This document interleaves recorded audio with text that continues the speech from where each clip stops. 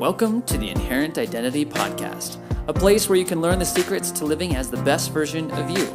It's not about changing, it's not about becoming, it's about remembering. It's about recovering what you've always had within you, but you just keep getting distracted and you just keep forgetting.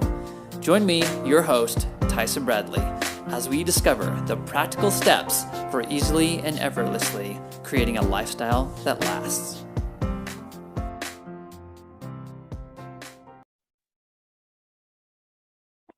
All right, everybody, this is Tyson, and I have got a special guest named Brooke Snow. Many of you may have heard of her, but if you haven't, you should, because she's awesome. And I actually first learned about Brooke Snow, I think it was from other coaches, friends of mine that have learned about you.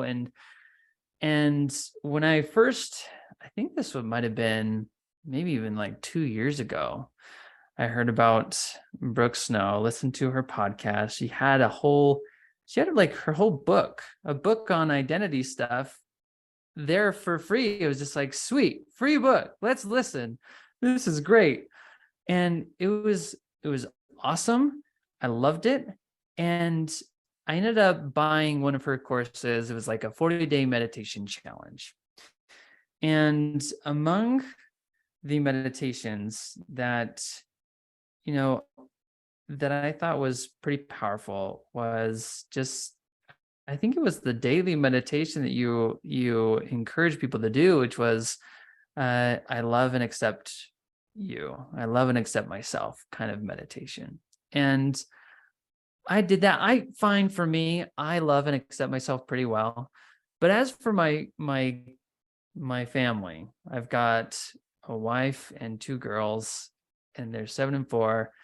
And I've already started to see how my 7-year-old is like beating herself up.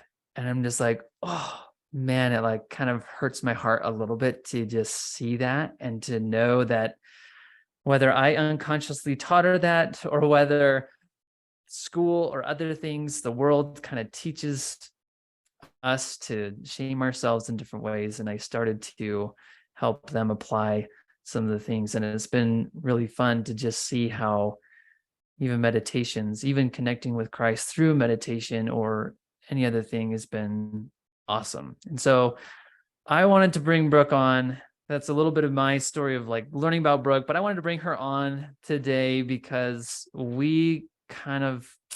I geek out about identity. She wrote a book about identity, and there's other things that I want to share and talk to her about. So Brooke, you can say hi. You can also say, I would love for you to just give a quick intro to you and maybe how you even got started in all this. Yeah, well, thank you for having me. And I am all about geeking out on identity as well. So Yes. I could go off on that for a long time, but thank you for that introduction. I'm really grateful to hear that the meditation course was helpful for you. And yes, my book is available for free on my podcast, and people can find it on Amazon as well if they want a hard copy. So the book is called Living in Your True Identity, and it's based on the principle that we all have 2 identities. One is true and one is false. Scripture refers to our true identity as our divine nature, and Scripture refers to our false identity as the natural man. And so the book is focused on, first of all, getting to know your true self and getting to know your false self, and then ways to clear the false self and ways to empower the true self. And they're very practical tools, which is where I think the information in the book is like a really helpful resource, is like it's practical day-to-day things that you can do. First of all, to recognize, oh, I am in my false self right now. This is what I can do to flip the switch and be back in my true self. And I think my great hope in sharing that information is that people learn who they really are. I know for me, for many years, most even up in my adult life, I believed that, when I was really struggling, or maybe I was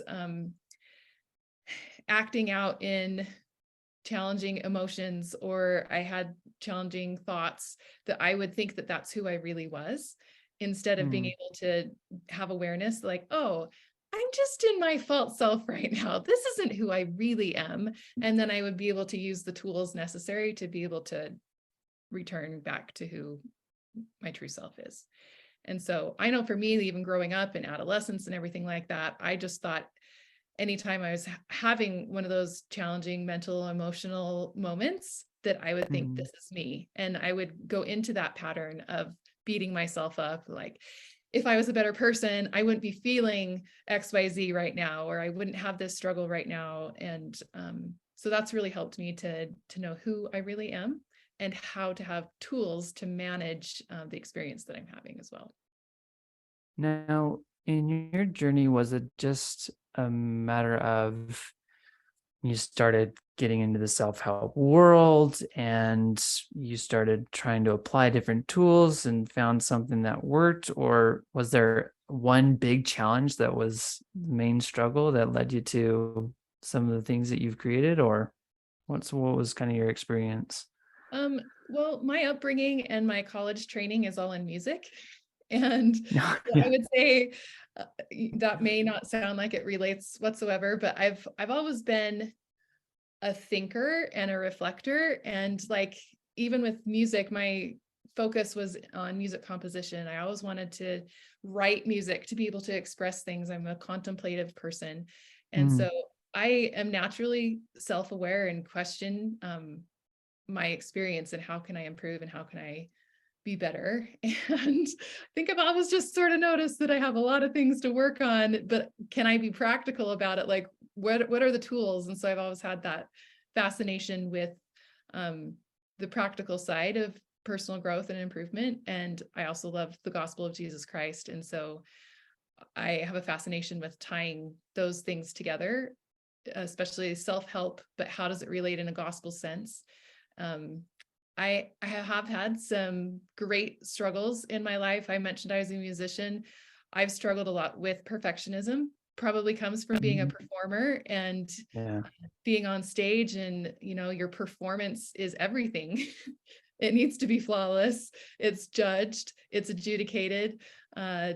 Even as a composer, my work is judged, and it's either passes approval for being able to be published or it doesn't. And so I've really struggled with perfectionism my entire life. And that, I think, has led me into some great challenges of personal identity and worth, particularly measuring my worth based on performance or outcomes. And that can be challenging because those things are not always in our control. And so I needed to find a way to be able to cope and manage my own sense of identity in a healthier way than just, what are the grades that I'm getting? What is the approval I'm getting? What was my performance? And so that's really what led me on the path. Yeah. Yeah. And when it came to writing the book, like what led to that? Because wasn't that like your first book, or was there others? Maybe I didn't know. I have a fascinating book story that, I hear stories and there's movies and everything like that of people Yeah. sending their book proposal out and getting all these rejections. And Yeah. my story was completely different than that. I actually have a really close friend. She actually has some wonderful spiritual gifts. And she said to me one day, "You're going to write a book." I'm like, "Oh, no, I'm not going to write a book." She's like, "No, like I see it. Like I can see it for you." And I didn't really believe her. And then 3 months later, I got the revelation myself from the Lord that I needed to write a book. And so I started writing a book on meditation. Earlier that year, I had put together an online course about identity. And Mm. in the course of a few weeks of writing the book, I had a publisher reach out to me. Like, it shocked me. I got an email one day and the email said, "Have you ever considered writing a book?" And at first I thought, "Oh, this is spam, right? Like somebody Yeah. just happens to know that I'm writing a book and it just happened to land in my inbox, I looked up the publisher, they were real, and I responded and they asked for a manuscript, and I sent my meditation book manuscript in, and on just second thought, I asked if they'd be interested in something on identity. And I had a transcript of my course that I had put together. And so I included that. And they ended up picking that as the book that they wanted to publish. And 2 weeks later, I had a book contract. And it's interesting because at first I was a little bit disappointed because I got the revelation to write the book on meditation. Yeah. Why am I getting a book deal for identity? And yet, as I look back, it was so perfect. It was the perfect order. Like I needed to continue to flesh out my ideas about identity, and a book was a fantastic place to be able to do that. And it really laid an amazing foundation for understanding meditation as well, and like the purpose of that. And so everything happens in the right order, even if it's not the order that we think it should be in. That's awesome. So have you published the meditation book, or is it still? I haven't. I still have the manuscript, and right now the manuscript is the 40 Amazing Days meditation challenge course that I have. I've redone everything.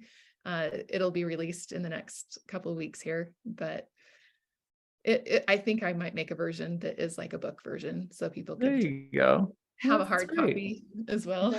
Yeah. That's cool. Okay. Earlier you mentioned how you struggled with perfectionism, and something that I guess I just see when it comes to identity is that we grow up in this world, and it's as if we take these actions and we see ourselves taking these actions, and then we create these labels for what those actions mean. So a good example of this is every day I'm late in turning in an assignment, and we have a label for that. It's called procrastination. It's a thing that people do. And then all of a sudden we add an I am to it, and now it becomes I am a procrastinator. And now we have this, like, now it becomes identity. Now it becomes part of who I am. And when it becomes part of who I am, it's as if it becomes unchangeable or very hard to change. So I see that within the perfectionist label. And I don't know if there are certain actions that you see or saw yourself doing, or it's like, who decided that you were a perfectionist, and what does that look like?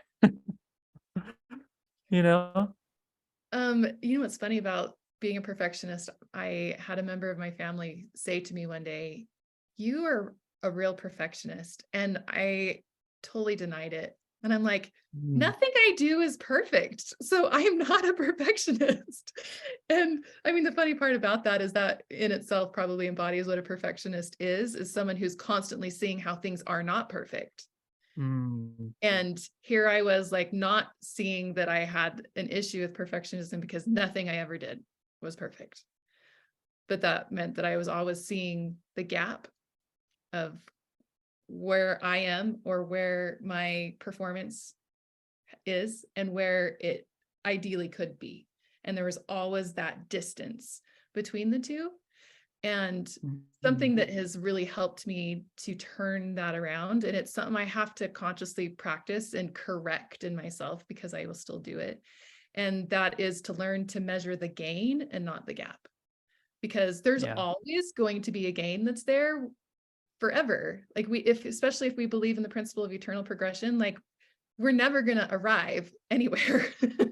Like we're just going to keep going, keep going, keep going. And if I'm always measuring forward, then I'm never, ever going to be satisfied. I'm always going to lose. It's a losing battle.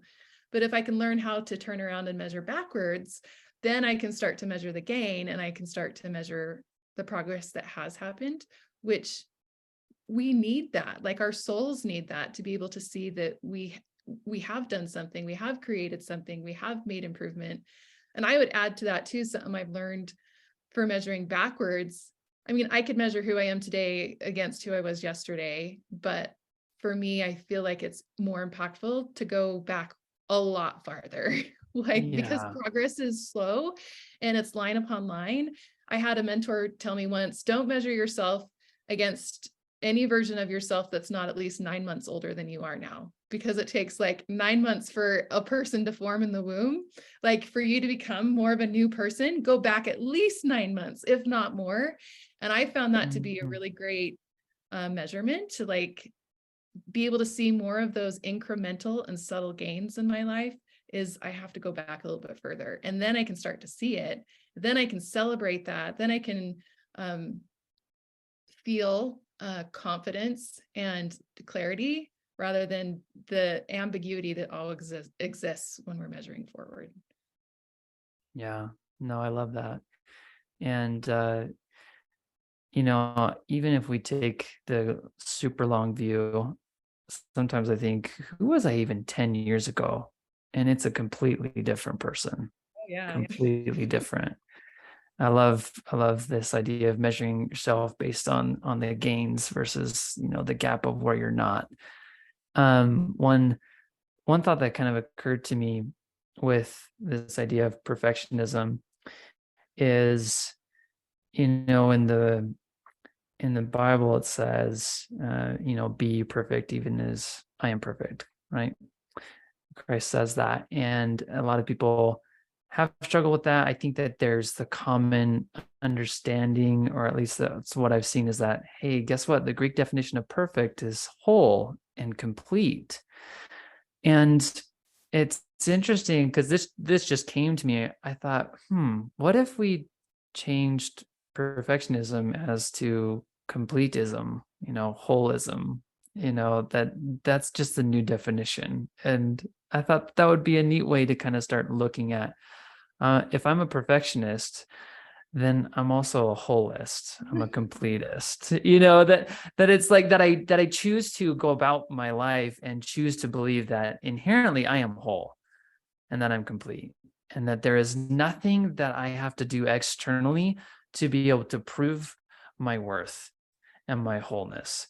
And so I don't know if what you think about that, but that was a new thought. I really like that idea. And when you first said it, I saw myself like start to think in terms of like that forward vision again of like, okay, if I'm Mhm. a holist or incompletist, I'm seeking for that wholeness and I'm Okay. seeking for that completeness, which can cause the same problem, right? And Yep.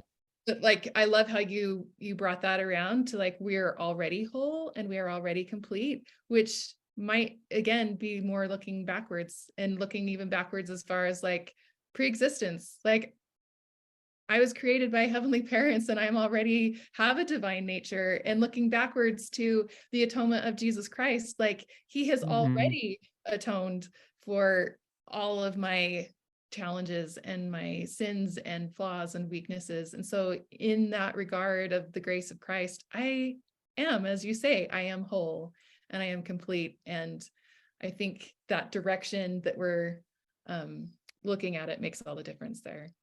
Yes, I love that.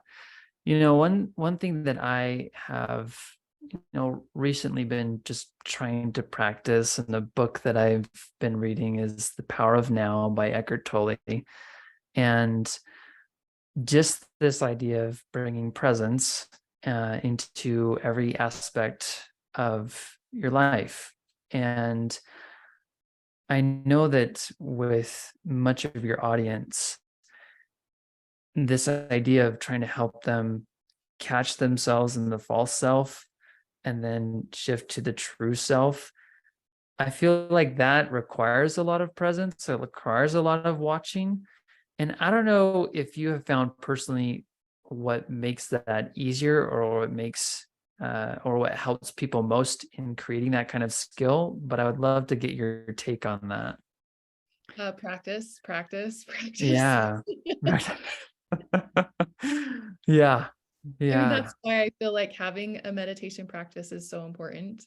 And Mhm. I try to teach meditation in so many different ways so that people don't think that it just looks like sitting on a cushion in a perfect, quiet environment for 20 minutes and emptying your mind. That's one version. And it's also very helpful. To me, I think those moments of mindfulness can happen when my eyes are wide open and I'm having an interaction with my kids, that there can be a pause that happens. And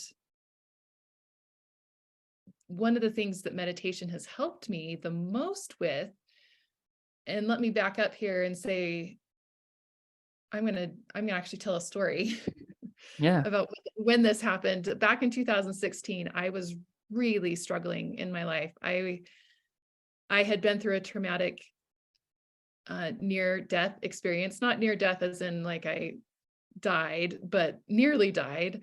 And in recovering from that, I had PTSD, anxiety, flashbacks, nightmares, panic attacks, depression, and I was in a really mentally unstable place.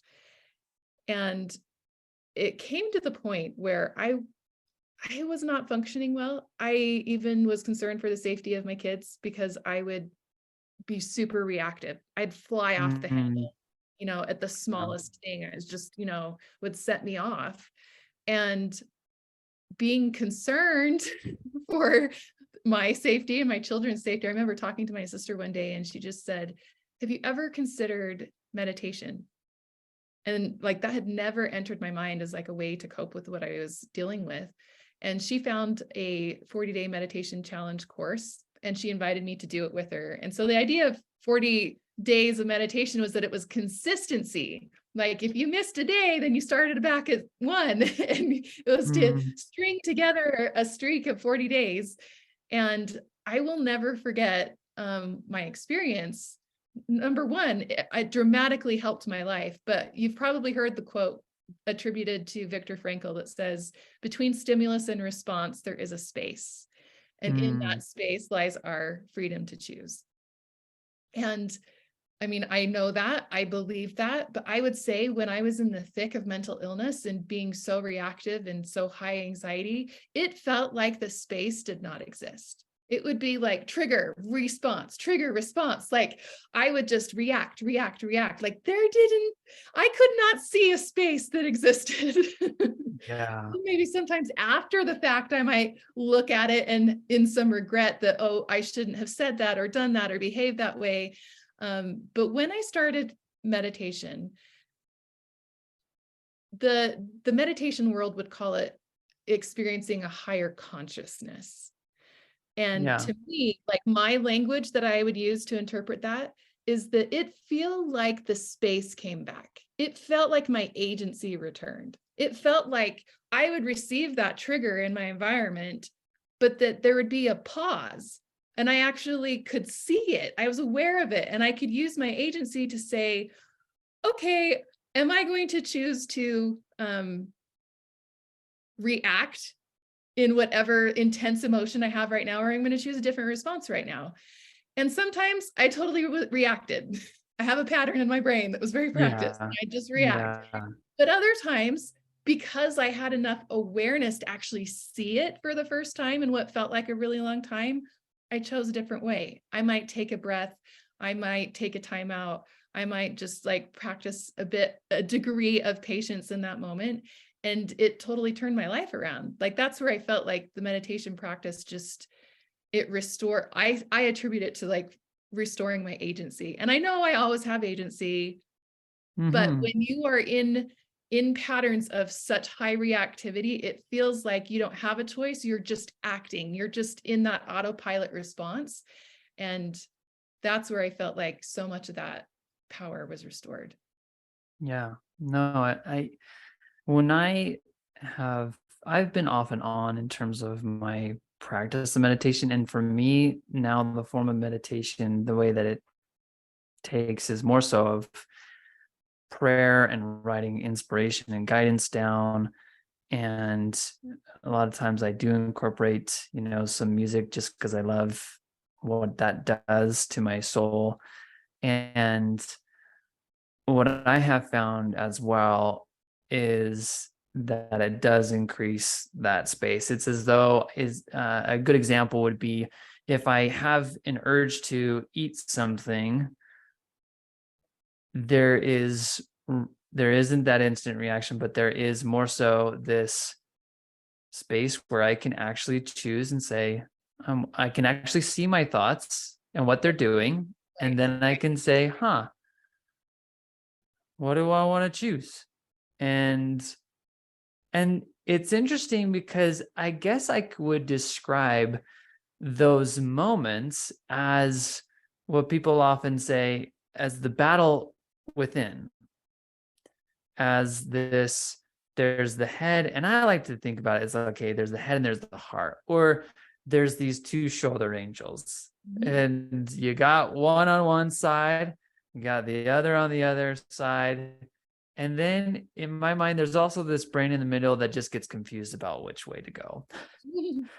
And so for you, as you have practiced this, you know, I think for many people, and even for me at times, it's hard to choose the true self. It's hard to choose my heart. It's hard to choose my inherent identity. And in those moments, I don't know if there's practical things that you have found to be most helpful, but I'd love for you to kind of share more about what your experience is in those, like, okay, there's the moment. Now what? Yeah. So I have two tools that are really fast, um, Yeah. and amazingly useful. The first one is what I call flip the switch. And this is the very first tool that we teach everyone in our coaching program. And Oh, there you go. it in by nature of the definition of flip the switch, it's flipping the switch from being in your true self to flipping the switch from being in your false self Yeah. to being in your true self. And a lot of us don't realize that it really can be as fast as like flip the switch. Mm-hmm. And I know for me, there'd be times that I'd react, I'd go down some bad habit of thinking, or I'd spiral down. And I might even have the conscious awareness to see my thoughts, but then I would feel shame for my behavior and feel like I needed to stay there and kind of punish myself for being there. Yeah. Yeah. And that like actually serves no purpose at all. And so we teach like to flip the switch, which what we do is we take an inhale and an exhale, and we just like mentally, I am back in my true self. Just knowing that Yeah. I can make that change that quick. Now, does it always happen that quick? No, sometimes it doesn't. So especially if I'm in like a real moment of intensity. And here's my second tool for how to navigate that. If like that flip the switch doesn't seem to be working. Mm-hmm. um, First of all, flip the switch doesn't work if I keep telling a story that is keeping me there. Oh, yeah. I need to change my words. But this next tool I want to share with you is what I call being in the land of observation. And it's Mm. basically being in that space that we just talked about. And there are two purposes to the land of observation. And I learned this from learning about Buddhism. This is basically Yeah. Buddhism in two words. So there are two things you do in the land of observation. The first one is awareness, and the second one is acceptance. And so Mm. when I'm in that space and it's a challenge and I can't just like flip the switch and be back. And I don't mean flip the switch from being anger to like, all of a sudden I'm happy. No, I'm talking about Right. like being in a darker place to like getting to a place where I'm just connecting with who I really am so that I can use my agency to make positive choices. Um, Right. so awareness, how do you practice awareness? The easiest way that I have found to do that is to name what I am feeling, to actually put a name on it. And I'll name Mm-hmm. my emotions. That might be I feel, and then I fill in the blank. I feel anger. I feel irritation. I feel not seen. I feel unheard. I feel invisible. I feel frustrated, like, and I'll just go through and I will name what those emotions are. And like I mentioned, this comes from the practice of Buddhism. And one of the connections I made instantly as I've practiced this for myself was to in the scriptures when God commands Adam to name all of the animals in the Garden of Eden and to have dominion over them. And I have found a connection for myself of like, when I name my emotions, it helps me to have dominion over them. And has your emotions ever felt like an animal within you? I know, like for me, I can like feel like something even separate from me or just stronger than me. And when I name it, I can start to have dominion over it. So there's that awareness part. And that's something you can do in the moment of feeling something. Yeah. Check in. I'm in this pause, this land of observation.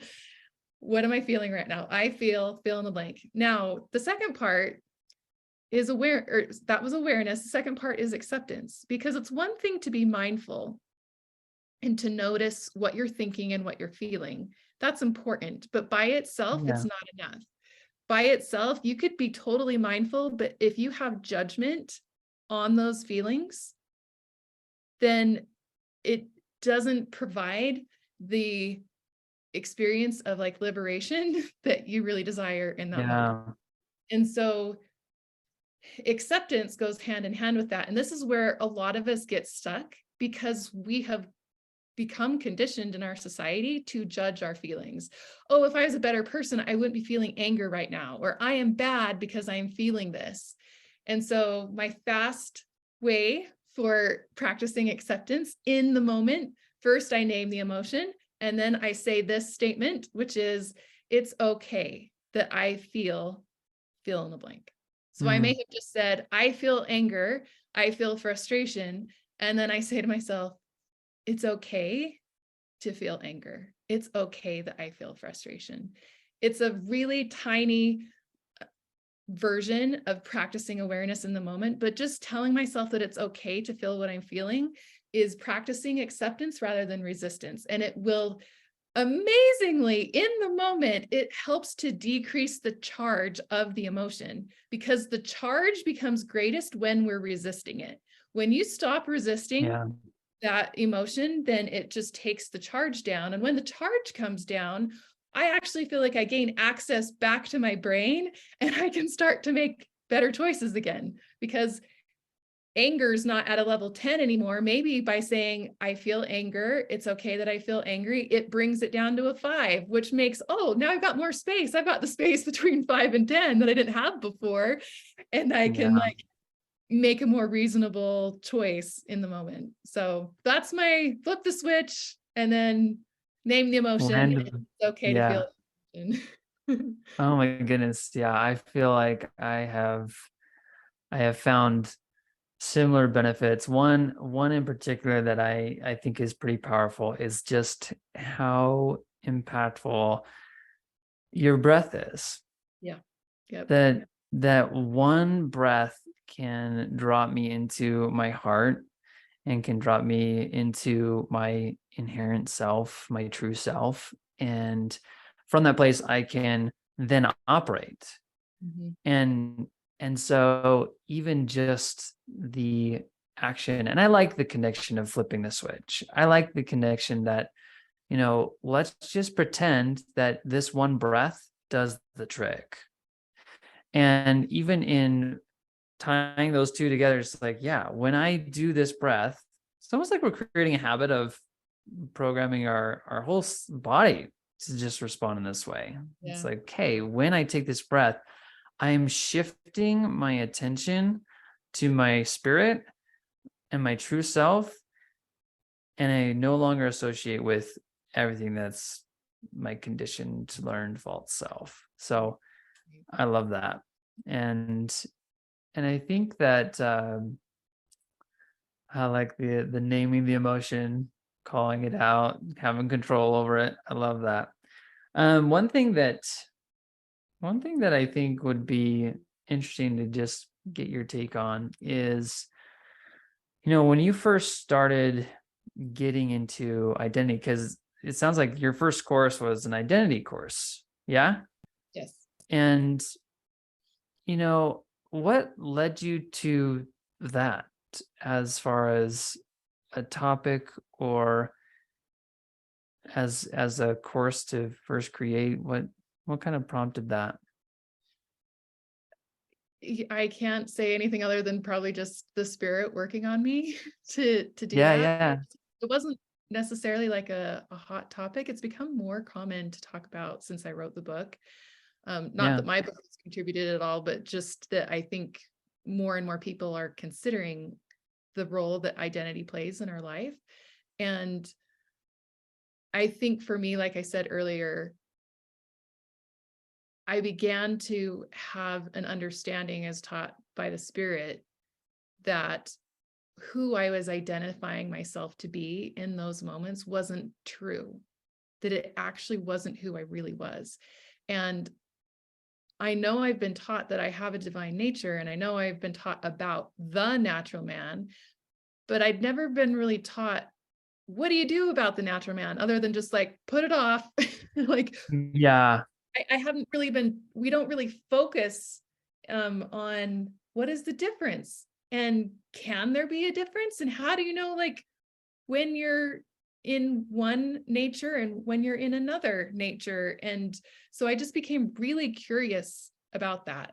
And so that led to a lot of study and revelation on just the polarity Mm, between those two, and just trying to understand it more so that I could understand, who am I really? Because if I don't identify as this natural man false self, then I can be more empowered because I know who I really am. And I think when we talk about identity in church, like oftentimes we say the influence of the world, the media will tell you all of these things about, who you are. yeah. And yet I'm like, it's a lot more serious than that. Like, it's a lot more close to home than that. It's like not just the media telling me something. It's me as a mother losing my temper with my kids and my personal judgments coming in and attacking me and telling me that I'm not good enough, and Yeah. that like I'm a terrible mother, and being able to like come in and see, oh, that's my false self talking right now. Like that's like this part of me, and that's not true. Like to really come in and understand that my true self, just as you mentioned earlier, is already whole, is already complete. My true self is good, always good. Yeah. Yeah. And my true Yeah. self is actually always at peace. Yes. There, that who I really am at the core is okay. Like nothing is wrong. Everything is fine and whole and peaceful. And it's just all these things that happen that like kind of create layers on top and Yeah. cloud our vision. And so I have to learn how to see that and how to remove that so I can get back to who I really am. When you studied and were first, whether it was first or even as you continue to study who you really are, like where did you go? Where do you go? How do you further that understanding? Well, like I mentioned, the scriptures talk about the natural man and divine nature.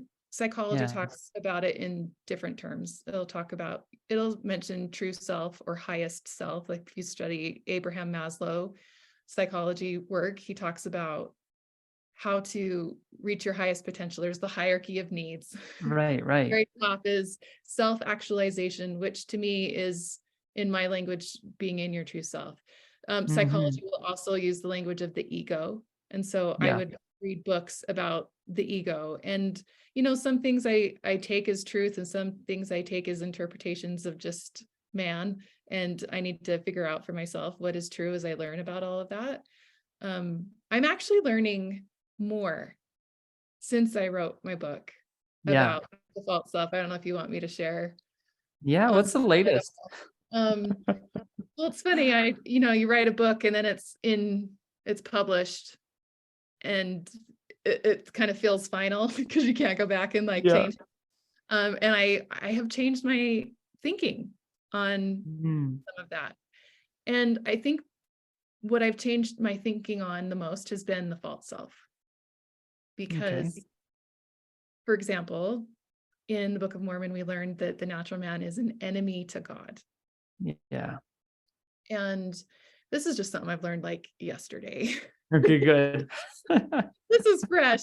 This means I haven't processed a lot of it or like had practice expressing it. But I will say, I will back up and say, I don't know if you're familiar with the work of Richard Swartz. He wrote a book called No Bad Parts. Oh, yeah. And he's a psychologist. He's done a lot of work with people, and you know how sometimes you might be explaining yourself and say, well, part of me wants to do this and part of me doesn't want to do this. Yeah. We use that in our language, and he noticed that as well in his work with clients, and he began to explore it. And so he says, well, let's look more into that. And so his work talks about how we all have parts of ourselves. Yeah. And these parts can be trying to protect us. Maybe that's what like starts to respond in anger or something like that. There's a part of us that feels threatened by something, or there's a part of us that doesn't feel safe, or there's a part of us that feels deeply sad or embarrassed or something like that. And he actually describes in his book how he goes through with his clients, and the way to heal these parts is to love them. It's to see them and hear them, get to know them, and then to love them and let them know that you're okay. And I'm really fascinated by this, because I think it really relates to the way that God works with us, that love is the healer. And I like that even the word part is used, because we've talked about being whole, right? And I wonder if we have these parts that kind of separate off from us because of trauma experiences that we have. Yeah. And that as we can be courageous and brave into exploring and being curious about that part, and offer it love and acceptance, that it can create wholeness again. Like it can feel like it can join back into being part of who we are, like in creating that wholeness. So here, where am I going with this? I read a scripture yesterday, and it was from the Sermon on the Mount. It was Jesus speaking, and he talks about how we are to love our enemies. And I thought about it for the first time in relation to these parts of us. Those parts of us can feel like enemies. That natural man, the enemy to God. I wonder if it's more accurate to actually say the natural man is an enemy to ourselves. And that we are to love our enemies. Like that's one of the ways in which we actually heal this natural man part of ourselves. I would even go as far to say I might even rename true self, false self, true self, and wounded self. Yeah. It's a part of who we are, that has been wounded in some way. And it feels like an enemy to me. Yeah. It's an enemy inside of me. And can I, as Jesus said, love my enemies? Can I go into those parts that are the parts I might even hate about myself, that feels like an enemy? Can I go in and be curious and loving and nurturing and listen and honor those parts that have been hurt, and offer love and grace in the way that Jesus offers us love and grace, and with the assistance of Jesus and his love and grace, be able to find wholeness again. I love that. Yeah. I think I've shared in previous podcasts just, the definition of sin and transferring that to being wounded. And I love the parable, well, not the parable, but the experience where Jesus is talking to the woman in adultery. And, the primary statement, the end statement of Christ is go and sin no more. And I love transitioning that and rephrasing that as go and stop wounding yourself. Mm-hmm. Because how often are we beating ourselves up and choosing to think of ourselves as less than, not complete, unwhole, unworthy? And if we can choose to love that part of us, like you're saying, then all of a sudden I feel like the things that we do that aren't what we would like to do just dissolve, because you love yourself whole. You heal yourself through this awareness, acceptance, and maybe there's this stage. It's like there's awareness, there's acceptance, and then there's love, in this land of observation. Okay, I'm aware of it. I can name the emotion and I can accept it. And it's okay that I feel this, and I love you because you are feeling this. I think that's very true. And I think there's a part of us Yeah. that would resist that, because we think that I can't love something that I'm judging as bad or evil. Like, how can I love myself if I have behaved in a way that I've learned to judge as evil, right? Yeah. But Jesus teaches us that we must love our enemies, and that I've experienced it for myself on the most profound level, that as I offer myself that compassion and forgiveness and love to the ugliest parts of myself, that it doesn't do what my false self thinks it's going to do. My false self fears that it means that I'm going to keep doing that behavior and I'm just going to let it off the hook. Yeah. But that's not what happens. What happens is healing takes place. And I lose the desire for sin. I lose the desire to do whatever was that separated me in the first place. And that's like the paradox of all of it, is that love really does heal and help us want to be good. Yeah. I'm thinking of maybe a next book title is Love the Enemy Within, kind of thing. Yeah, But, because like you're saying is especially those kind of two scriptures, like Christ saying love your enemies, and then the natural man is an enemy to God. So the natural man, it's like love the natural man. Right. Love And this that enemy feels like a within you. contradiction, right? It feels like, Right. oh, It's just like, that's not right.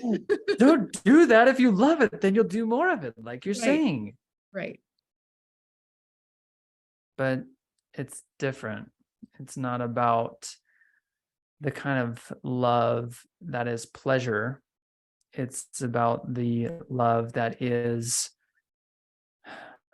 recognizing our flaws and recognizing that we're still good, and that you can love yourself and love other people in the same way. And it's just like, yeah, you made a mistake, but you know what? It's okay. I love you. So I love that. That scripture too, the natural man is an enemy to God. It can make us position God as somebody who doesn't like us or approve of us, that we are an enemy to him, especially when you're in that false self. And I'm thinking, God is angry with me. But Yeah. I think we have to apply that scripture of Jesus in the Sermon on the Mount of love your enemies to meaning that God does love the natural man, which means that I can start to look at him as someone I don't need to be afraid of because of what my behavior has been. He actually loves me, and he will help me to love my enemies inside of me into wholeness again. Like that's where like that atonement comes together. It doesn't just reframe who I am, but it reframes who God is too. Oh, I love that. And I love thinking about the atonement as this, at one mint. I love separating it out because it is that bringing into wholeness. It does represent this bringing together the separate parts. And in relation to love, it's like love is the how. Love is the how of the bringing together and the bringing things into oneness, into wholeness. And so this is fun. I think I'll practice this too. I think this is just, guys, we're on the leading edge of identity here. So you heard it first here on the Inherent Identity podcast, where Brooke Snow and Tyson Bradley got together and created the next wave of awesome. So I just, in essence of time, I just want to say thank you for being here. And if people want to dive further into all of your work, everything that you're doing, the way that you are showing up in the world and sharing about change and all these things, where would you send them? I have a website, brookesnow.com. I have a podcast on iTunes, the Brooke Snow podcast, and Instagram at I am Brooke Snow. Oh, all the yes. places. I am Brooke Snow. Oh, love it. All right. So, I mean, you guys you can just Google her name. She's everywhere and she's there. But I'll put the links in the description and some of the books that we mentioned, I'll put them in the notes as well if you guys are interested. But thank you once again, Brooke. So happy to have you, and we will talk to you later. All right. Thanks for having me. Hey, do you want to create your best life? Do you want to live into it? If that's you, I want you to come and check out inherentidentity.com. This is the place where you get to learn the easy and effortless way to living into your dreams. So once again, come check out inherentidentity.com. We'll see you there.